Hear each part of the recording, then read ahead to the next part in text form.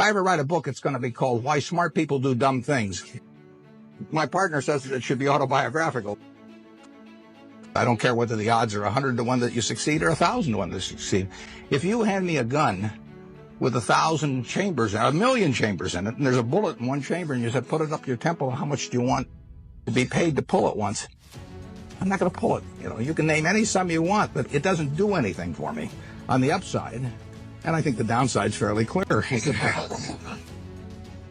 doesn't make any difference what your IQ is. If you risk something that is important to you for something that is unimportant to you, it just does not make any sense.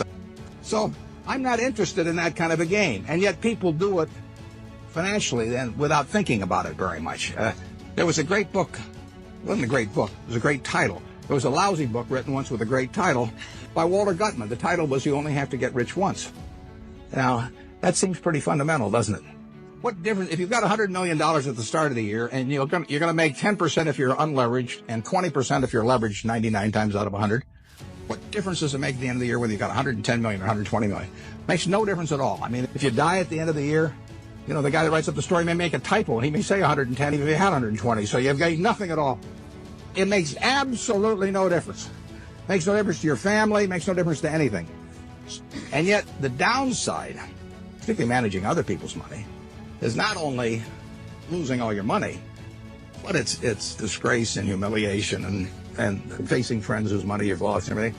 I just can't imagine an equation that makes sense for. And, I think it's madness. It's produced by an over-reliance, to some extent, on things. Those guys would tell me back when I was at Solomon that a 6 Sigma event wouldn't touch us, or a 7 Sigma event, but they were wrong. I mean, the history does not tell you the probabilities of future financial things happening. And they had a great reliance on mathematics, and they felt that the beta of the stock told you something about the risk of the stock. It doesn't tell you a damn thing about the risk of the stock, in my view. And Sigmas do not tell you about the risk of going broke, in my view. The same thing in a different way could happen to any of us, probably, where we really have a blind spot about something that's crucial because we know a whole lot about something else.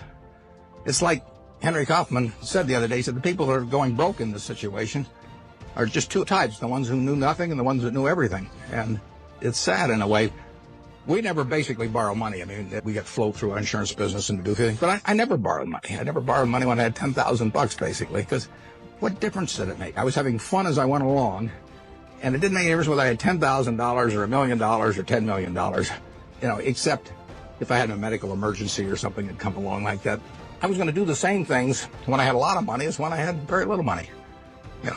If you think about the difference between me and you in terms of how we live, we wear the same clothes, basically. SunTrust gives me mine. So we wear the same clothes. We all go to McDonald's, or better yet, Dairy Queen, and we live in a house that's warm in winter and cool in summer, and we watch Nebraska, Texas, have them on a big screen. You see it the same way I see it. Our lives aren't that different. You'll get decent medical care if something happens to you, and I'll get decent medical care. The only thing we do is we travel differently. I ride around this little plane, and I love it. And that takes money. But if you leave that aside, we travel differently. But other than travel, what can I do that you can't do? Now, I get to work in the job that I love, but I've always worked in the job. I loved it I loved it just as much when it was a big deal if I made $1,000. And I urge you to work in jobs you love. I mean, I think you're out of your mind if you keep taking jobs that you don't like because you think it'll look good on your resume. I was with a fellow at Harvard the other day who was taking me over to talk, and he was 28, and he was telling me what he'd done in life, which was terrific. And then I said, what are you going to do next? And he said, after I get out my MBA, he says, I think maybe I ought to go to work for a management consulting firm because it'll look good on my resume. And I said, wait a second, you've been 28, you've been doing all these things. I mean, you've got a resume that's 10 times as good as anybody I've ever seen it already. I said, if you take another job you don't like, I said, isn't that a little like saving up sex for your old age? There comes a time when you ought to just start doing what, you haven't got, take a job you love. Don't take a job that, you think is going to look good on your resume. Take a job you love. You may change it later on, but you'll jump out of bed in the morning. I mean, when I got out of Columbia, the first thing I tried to go to work for Graham immediately. I offered to go to work for him for nothing. He said I was overpriced. But I kept pestering him. I went out to Omaha and I sold securities for 3 years, and I kept writing him and giving him ideas and doing all this. And finally, I went to work for him for a couple of years. And it was a great experience. But I always have worked in a job that I love doing. And you should really take a job that if you were independently wealthy, you would take. That's the job to take, because that's the one that you're going to have great fun in. You'll learn something. You'll be excited about it.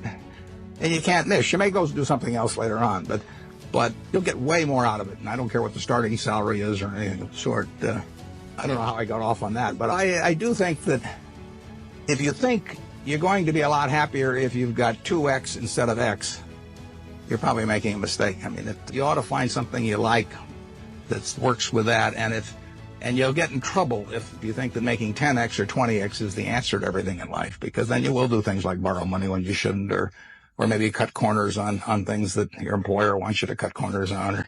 It just doesn't make any sense. You won't like it when you look back on it.